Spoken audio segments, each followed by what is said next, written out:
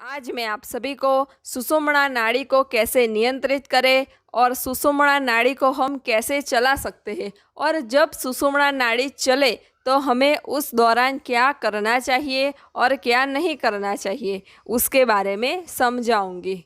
योग के संदर्भ में नाड़ी वह रास्ता है जिसके द्वारा शरीर की ऊर्जा का परिवहन होता है। देखा जाए तो कई योग ग्रंथ 10 नाड़ियों को प्रमुख मानते हैं, जिनमें 3 नाड़ियों का उल्लेख है, वो है इंडा, पिंगला और सुषुम्ना। अधिकतर लोग इंडा और पिंगला में जीते और मरते हैं और मध्य स्थान सुषुम्ना निष्क्रिय बना रहता है।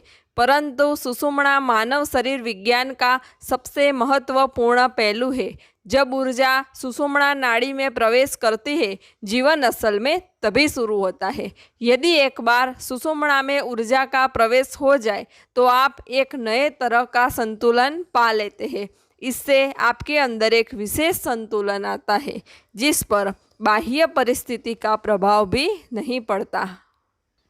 मनुष्य के दोनों नसिका छिद्रों से एक साथ श्वास प्रश्वास कभी नहीं चलती है। कभी वह बाएं तो कभी वह दाएं नसिका छिद्र से श्वास लेता और छोड़ता है। बाएं नसिका छिद्र में इंडा नाड़ी यानी चंद्र नाड़ी और दाएं नसिका छिद्र में पिंगला नाड़ी यानी सूर्य नाड़ी स्थित है। इनके अलावा एक सुषुम्ना नाड़ी भी होती है जिससे श्वास प्रश्वास प्रवाहित होता है। चंद्र नाड़ी से श्वास प्रश्वास प्रवाहित होने पर वह मस्तिष्क को शीतलता प्रदान करती है। सूर्य नाड़ी से श्वास प्रश्वास प्रवाहित होने पर वो शरीर को ऊष्मा प्रदान करती है। प्रायः मनुष्य उतनी गहरी श्वास नहीं लेता और नहीं छोड़ता है जितना एक स्वस्थ व्यक्ति के लिए जरूरी होता है। आध्यात्मिक मार्ग में उन्नति के लिए सुषुम्ना नाड़ी उपयोगी है। जितनी सुषुम्ना नाड़ी ज़्यादा चलेगी उतनी ही व्यक्ति की आध्यात्मिक प्रगति होती है। सांसारिक कार्यों के लिए सुषुम्ना नाड़ी उपयुक्त नहीं है।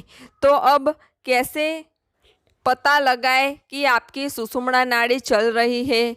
तो जब आपके श्वासा क्षण भर से नसिका के बाएं चले और क्षण भर नसिका के दाएं चले तो आपकी सुषुम्ना नाड़ी चल रही है, ऐसा आपको जानना चाहिए। तो सुषुम्ना नाड़ी चलाने की एक आसान सी ध्यान विधि मैं आप सभी को बताती हूँ। सुषुम्ना नाड़ी चलाने के लिए आप सुबह ब्रह्म मुहूर्त में उठ जाइए और अपने ध्यान का आसन ले लीजिए। फिर आप अपने ध्यान के आसन पे आंखें बंद करके बैठ जाए। ध्यान रहे कि जब भी आप बैठे तो आपकी स्थिति संतुलित हो और आप शांतचित्त हो। फिर आप अब गहरी सांस लें और पेट को रिलैक्स कर स्वाभाविक रूप से सांस लें। फिर अपने शरीर को व्यवस्थित रूप से आराम दें और 5-10 बार सांस लें, जैसे कि आपके पूरे शरीर में सांस आ रही है। और आप ये महसूस करें कि प्रत्येक सांस के साथ आपके भीतर शुद्ध सांसें प्रवेश कर रही है और सारी अशुद्धि आपके शरीर से श्वास के माध्यम से बाहर जा रही है। इसके बाद सक्रिय नथुने में सांस के स्पर्श पर ध्यान दें। आप बिना किसी रुकावट के अपनी सांसों को महसूस करें। अपने विचारों को आने दें, जाने दें, लेकिन आप अपने सक्रिय नथुने पे ध्यान दें। इसके बाद आप निष्क्रिय नथुने में सांस को ध्यान दें। फिर आप अंत में दोनों नथुनों से सांस लें, इस तरह कि सांस नाक के आधार से आँखों के बीच की ओर बहती हो। फिर सांस को बाहर छोड़ें। वापस आप सांस को केंद्रीय धारा में बहने दें। यह सुषुम्ना श्वास को स्थापित करने के अभ्यास की शुरुआत है। इस अभ्यास को जारी रखने के लिए कोशिश करें कि सांसों की आवाज़ सांसों के हर प्रवाह के साथ सुनाई दे। इसमें आगे अभ्यास से आपको सोहम ध्वनि आनी चाहिए। सांसों को लेने के साथ सो ध्वनि और छोड़ने के साथ हम ध्वनि। इस ध्वनि को आप सुने। आप अपना ध्यान अपनी सांसों की ओर और उसकी ध्वनि में रखें। अब मैं आपको सुषुम्ना नाड़ी चलाने की दूसरी ध्यान विधि बताती हूँ। अनुलोम विलोम प्राणायाम की विधि से दोनों नसिका छिद्रों से बारी बारी वायु को भरा और छोड़ा जाता है। अभ्यास करते करते एक समय ऐसा आ जाता है जब चंद्र और सूर्य नाड़ी के समान रूप में श्वास प्रश्वास प्रवाहित होने लगती है। उस अल्पकाल में सुषुम्ना नाड़ी से श्वास प्रवाहित होती है। आप रोजाना ब्रह्म मुहूर्त में ओम मंत्र का उच्चारण करें तो भी आपकी सुषुम्ना नाड़ी चल सकती है। अब मैं आपको रात्रि को कैसे सुषुम्ना नाड़ी चलाए उसके बारे में बताऊंगी।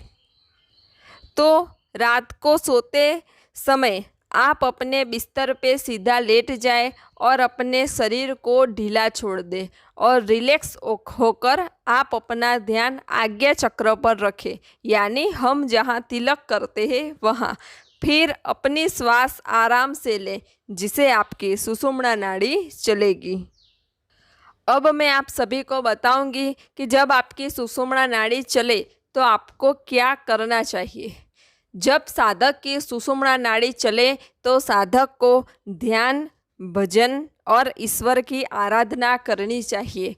साधक को मन को एकाग्र कर ईश्वर में लगाना चाहिए जिससे उसकी आध्यात्मिक प्रगति होती है। जब साधक की सुषुम्ना नाड़ी चलती है तो साधक के विचार कम होते हैं और उसके भीतर आत्मिक भाव का उदय होता है। जब साधक की सुषुम्ना नाड़ी चले तो उस समय व्यक्ति जो भी शुद्ध इच्छा करता है वो पूर्ण होती है, क्योंकि उस समय शुद्ध भाव के साथ आत्म तत्व का सम्मिश्रण होता है। जब सुषुम्ना नाड़ी चले तब साधक आत्मचिंतन की ओर बढ़ता है। उस समय जो साधक परमार्थ चिंतन और भजन करे तो उस साधक की आध्यात्मिक प्रगति होती है।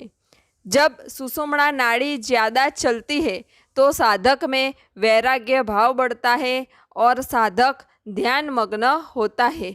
जब साधक की सुषुम्ना नाड़ी चलती है तो साधक को निर्विकल्प समाधि भी प्राप्त होती है। अब मैं आप सभी को बताऊंगी कि सुषुम्ना नाड़ी चले तो साधक को क्या नहीं करना चाहिए। सुषुम्ना नाड़ी सर्व कार्य का नाश करनारी है, क्योंकि इस नाड़ी में अग्नि काल रूपे जल रही है। इसलिए जब सुषुम्ना चले तब लाभ अलाभ जय पराजय के विषय में विचार नहीं करना चाहिए। सुषुम्ना नाड़ी चले तब कोई शुभ कार्य नहीं करना चाहिए। अगर उस समय कोई यात्रा या प्रवास करे तो उसे हानि भी पहुंच सकती है। सुषुम्ना नाड़ी सांसारिक कार्यों के लिए उपयुक्त नहीं है। अब मैं आप सभी को ये समझाऊंगी कि जब सुषुम्ना नाड़ी साधक की चलती है तो साधक को क्या लाभ होता है। तो जब साधक की सुषुम्ना नाड़ी चलती है तो साधक की एकाग्रता बढ़ती है। जब साधक की सुषुम्ना नाड़ी चलती है तो उसे आंतरिक शांति प्राप्त होती है। जब साधक की सुषुम्ना नाड़ी चलती है तो साधक की कुंडलिनी जागरण की प्रक्रिया में भी उसे मदद मिलती है। तो आप भी अपनी सुषुम्ना नाड़ी चलाएं और उस समय ध्यान करें, मेडिटेशन करें, साधना करें, ईश्वर की आराधना करें और अपनी आध्यात्मिक प्रगति करें। सब घटवासी परमात्मा को प्रणाम।